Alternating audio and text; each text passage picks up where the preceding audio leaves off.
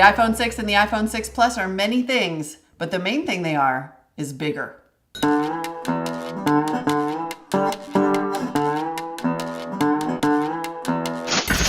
iPhone 6 goes to 4.7 inches, which actually isn't that big. The Samsung Galaxy S5 has a 5.1 inch display, the LG G2 is 5.2 inches, and that's almost like the new normal. But I will say this is a really nice pocketable size for a lot of people. The iPhone 6 Plus, on the other hand, now that's a big phone. It has a 5.5 inch display, but it's very tall and narrow. It's huge compared to the iPhone 5S and even compared to the LG G3, which technically has the same screen size. The LG G3 has a nice curved back, but both of the iPhones are very thin and have these rounded edges, and frankly, they're kind of slippery. Because of the size of the phones, Apple's introduced a new feature called reachability, which is basically a one-handed mode. You double tap on the home screen, and then the entire display slides down to the bottom half.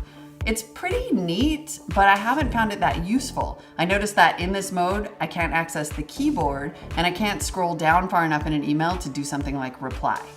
I do like, though, another feature called display zoom. When you first set up the phone, you'll be asked if you want to view things in normal or zoom mode, and you can change this mode later in the settings. It basically lets you zoom in on messages, mail, or even the home screen. Everything looks a little bigger, and I like it because I'm old. Landscape mode gets a lot better in both of these phones. In fact, even the home screen now switches when you turn the phone sideways. And in apps like Mail, you get nice new rows and columns and a whole new display. Unfortunately, the iPhone 6 Plus is so big that in landscape mode, I found it almost impossible to type on. And even though the phones are bigger, when they're in upright mode, the keyboards don't get any new keys. Phones like the Galaxy S5 have a row of numbers along the top and also useful keys like the period and the comma, which I would love to see on the Apple keyboard. The iPhone 6 is definitely nicer in a slightly bigger size, and in fact, I almost wish it was more like 5 inches. But I feel like Apple just didn't know how to take advantage of that big iPhone 6 Plus.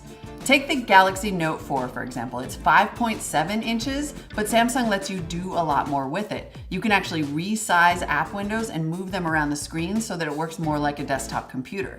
And of course, that phablet comes with a stylus, which a lot of people love. On the other hand, the iPhone 6 Plus is just bigger. It turns out that might not be enough.